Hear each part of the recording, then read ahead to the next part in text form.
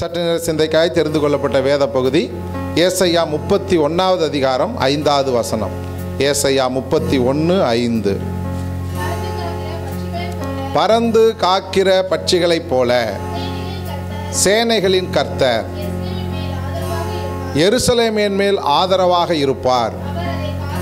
அதை அவர் காத்து தப்ப பண்ணுவார். ஆமென், அல்லேலூயா சொல்லாமா? சுருக்கமாக சொன்னால் கர்த்தர் எருசலேமை விடுவிப்பார். எருசலேம் என்பது தேவனுக்கு பிரியமான ஒன்று. எருசலேம் என்பது தேவனுடைய ஆலயம் இருக்கக்கூடிய இடம். ஆகவே அதுக்கு வரக்கூடிய எல்லா ஆபத்திலிருந்தும் அவர் வந்து அதை காப்பாற்றி விடுவிப்பார். அல்லேலூயா சொல்லாமா? அதே போல தான் ஆண்டவருடைய இரத்தத்தினாலே கழுவப்பட்ட, அவர் மீது விசுவாசம் கொண்ட, அவரால் அவருடைய ஆசீர்வாதத்தால் தங்களுடைய வாழ்க்கையை அர்ப்பணித்து கிறிஸ்து தான் எனக்கு ஜீவன் என்று சொல்லக்கூடிய ஒவ்வொரு பிள்ளைகளும் எருசலேம் தான். அல்லேலூயா சொல்லாமா?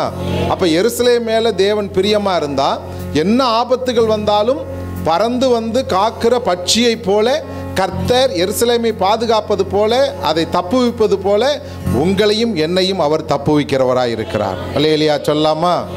ஆகவே தேவனை விசுவாசிக்கிற பிள்ளைகள் ஒவ்வொருவரையும் அவர் பாதுகாத்து தப்புவித்து ஆண்டவருடைய ஆசீர்வாதத்தை பெற்று ஒரு விடுதலையோடு வாழ்வார்கள் என்பதற்கு இதுதான் ஆதாரம். அல்லேலூயா சொல்லாமா? அப்போ எருசலேம் என்பது நீங்களும் நானும் தான். எருசலேமுடைய சமாதானத்துக்காக ஜெபம் பண்ணி கொள்ளுங்கள்னு வசனம் சொல்லுகிறது. நம்முடைய சமாதானத்துக்காகவும் நாம் ஜெபம் பண்ண வேண்டும். அப்படி ஜெபிக்கும் பொழுது கர்த்தர் நம்மை விடுவிக்கிறவராய் இருக்கிறார். அல்லேலூயா சொல்லாமா? அப்போஸ்தலர் நடபடிகள் புஸ்தகம் 18வது அதிகாரம் 10வது வசனம். அப்போஸ்தலர் 18:10. இருக்கிறேன், உனக்கு தீங்கு செய்யும்படி ஒருவனும் உன்மேல் கை போடுவதில்லை. இந்த பட்டணத்தில் எனக்கு அநேக ஜனங்கள் உண்டு என்றார். பாருங்க, ஒருவனும் நம்மேல் கை போடுவதில்லை. எப்படி? தேவன் பறந்து காக்கிற பட்சியை போல நம்மை பாதுகாக்கிறபடியினாலே ஒருவனும் நம்மேல் கை போடுவதில்லை. அல்லேலூயா சொல்லாமா? சத்தமா சொல்லாமா? உற்சாகமா சொல்லாமா?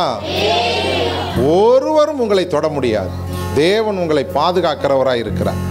இத்தனை மாதங்கள் நம்மை பாதுகாத்த தேவன், இத்தனை மாதங்கள் நம்மை வழிநடத்திய தேவன், இத்தனை மாதங்கள் நம்மளை போஷித்த தேவன், இனிமேலும் அவர் போஷிக்கிறவராய் இருக்கிறார். காரணம், நான் உன்னோடு இருக்கிறேன். உனக்கு தீங்கு செய்யும்படி, நமக்கு பிரச்சனையை கொண்டு வரும்படி, நமக்கு போராட்டத்தை கொண்டு வரும்படி, நமக்கு உபத்திரவத்தை கொண்டு வரும்படி ஒருவனும் நம்மேல் என்ன செய்ய முடிவதில்லை? கை போடுவதில்லை. அல்லேலூயா. சங்கீதம் 128:5 வாசிக்கிறோம். சங்கீதம் 128:5.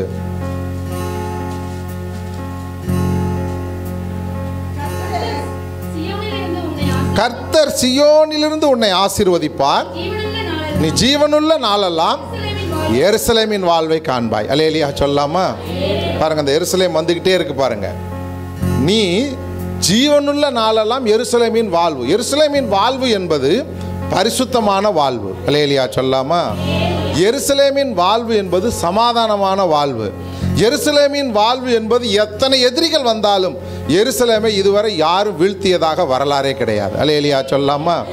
இன்றைக்கும் எருசலேம் தேவனுடைய அந்த கட்டுப்பாட்டில் இருக்கிறது. அங்கே யுத்தம் நடப்பதற்கு என்ன காரணம்?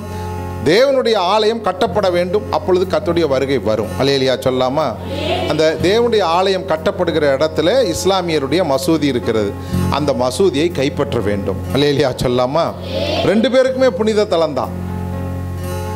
இஸ்ரவேலருக்கும் புனித தலம்தான், இஸ்மவேலுக்கும் புனித தலம்தான். அந்த இடத்துல இருக்கக்கூடிய அந்த டூமை மாற்றிட்டு தேவனுடைய ஆலயம் கட்டப்படணும். அதுக்கான வேலைகள்லாம் நடந்துக்கிட்டு இருக்குது, யுத்தங்கள்லாம் நடந்துக்கிட்டு இருக்குது. அதெல்லாம் எதற்காக என்று சொன்னால், ஏதோ இன்னொரு நாட்டை பிடித்து அதை அடிமையாக்கி அந்த நாட்டை கொள்ளையடிப்பதற்காக அல்ல, நம்முடைய இடத்தை பிடிப்பதற்காக. அல்லேலூயா சொல்லாமா? அப்போ ஜீவனுள்ள நாளெல்லாம் எருசலேமின் வாழ்வு என்பது தேவன் ஆசீர்வதிக்கப்பட்ட வாழ்வு. கர்த்தர் சியோனிலிருந்து உன்னை ஆசீர்வதிப்பார். அல்லேலூயா சொல்லாமா? அப்போ எருசலேமாய் இருக்கக்கூடிய உங்களை என்னை கர்த்தர் பாதுகாப்பது மட்டுமல்ல, எருசலேமாய் இருக்கக்கூடிய உங்கள் மீதும் என் மீதும் ஒருவனும் தீங்கு செய்யாதபடி ஒருவனும் நம்மேல் கை போடுவதற்கு கர்த்தர் அனுமதிப்பதில்லை. கர்த்தர் எருசலேமின் வாழ்வை காணும்படியாக உதவி செய்கிறவராய் இருக்கிறார். அல்லேலூயா. சங்கீதம் 126:3. சங்கீதம் 126:3. கர்த்தர் நமக்கு பெரிய காரியங்களை செய்தார், இதை நிமித்தம் நாம் மகிழ்ந்திருக்கிறோம். அல்லேலூயா சொல்லாமா? நான் நிற்பதும் நிர்மூலமாகாமலும் இருப்பது கர்த்தருடைய கிருபை என்று சொல்லப்பட்டிருக்கிறது. இதுதான் பெரிய காரியம். கர்த்தர் நமக்கு பெரிய காரியங்களை செய்தார். ஒவ்வொரு நாளும் நாம் உயிரோடு இருப்பது, ஒவ்வொரு நாளும் நாம் நல்ல உணவுகளை உண்பது, ஒவ்வொரு நாளும் நல்ல உறக்கத்துக்காக ஒரு நல்ல இடத்தை கொடுப்பது, ஒவ்வொரு நாளும் உடுத்துவிக்கிறதுக்கு நல்ல உடைகளை கொடுப்பது, இதுதான் பெரிய காரியம். அல்லேலூயா சொல்லாமா? சமாதானம், நிம்மதியான தூக்கம், நோய் நொடி இல்லாத வாழ்க்கை, பலவீனம் இல்லாத வாழ்க்கை, இதுதானே தேவன் பெரிய காரியத்தை செய்திருக்கிறார். அல்லேலூயா. நான் வியாதியாக இருந்தேன், ஒருத்தரும் பார்க்க வரலன்னு அப்படி யாரும் நம்ம புலம்புறதுக்கு இன்னைக்கு வாய்ப்பே இல்லை. எனக்கு கர்த்தரே நம்மை பார்க்க வர்றார். அல்லேலூயா சொல்லாமா? அப்போ இது நிமித்தம் நாம் மகிழ்ந்திருக்கிறோம். எருசலேமை கர்த்தர் பெரிய காரியங்களினாலே ஆசீர்வதித்து கொண்டிருக்கிறார். அந்த எருசலேம் தான் நாம் தேவாதி தேவன் தினந்தோறும் தங்கும் தேவாலயம் நானே. அந்த தேவாலயம் தான் எருசலேம். அந்த எருசலேமை கர்த்தர் பெரிய காரியங்களினாலே ஆசீர்வதித்து மகிழ பண்ணுகிறார். யோபுவின் புஸ்தகம் 5வது அதிகாரம் 9வது வசனம். யோபுவின் புஸ்தகம் 5வது அதிகாரம் 9வது வசனம்.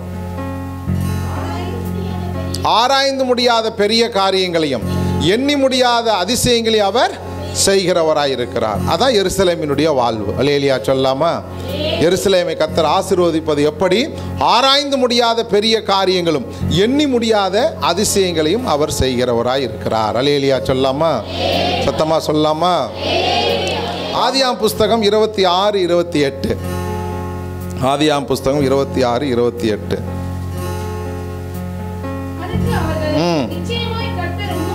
இருக்கிறார் என்று கண்டோம்.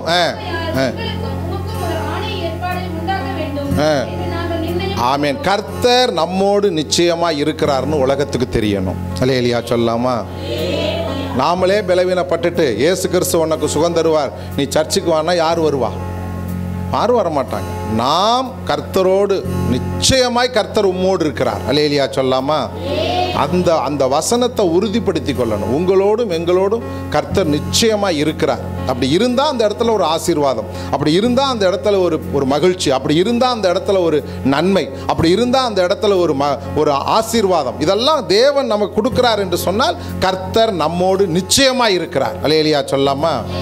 அவர் நிச்சயமாக இருக்கிறபடியினால் தான் கர்த்தர் உங்களை என்னை இந்த அளவுக்கு பலப்படுத்தி இருக்கிறார். எத்தனையோ ஜனங்கள் உலகத்தில் போய் பாருங்க, அவ்வளோ கஷ்டப்படுறாங்க. ஒருவேளை சாப்பாட்டுக்கு தங்க இடம் இல்லாமல், உதவிக்கு ஆள் இல்லாமல் இருக்காங்க. ஆனால் கர்த்தர் நம்மளை பலப்படுத்தி வச்சிருக்கிறார்னா கர்த்தர் நம்மோடு நிச்சயமாக இருக்கிறார். அல்லேலூயா. மீகாவின் புஸ்தகம் 2வது அதிகாரம் 13வது வசனம். மீகா 2:13.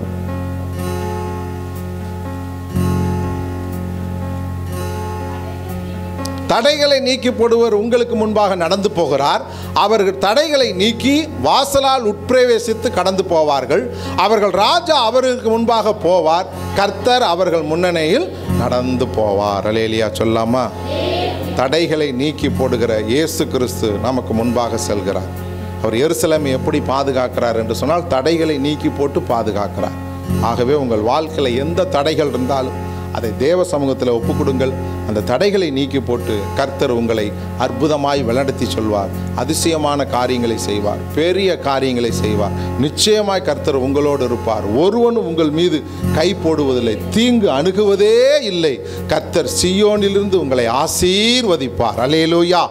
அந்த ஆசீர்வாதத்தை சுதந்திரிக்கும்படியாய் கண்களை மூடி ஜெபம் செய்வோம். சோதரம்.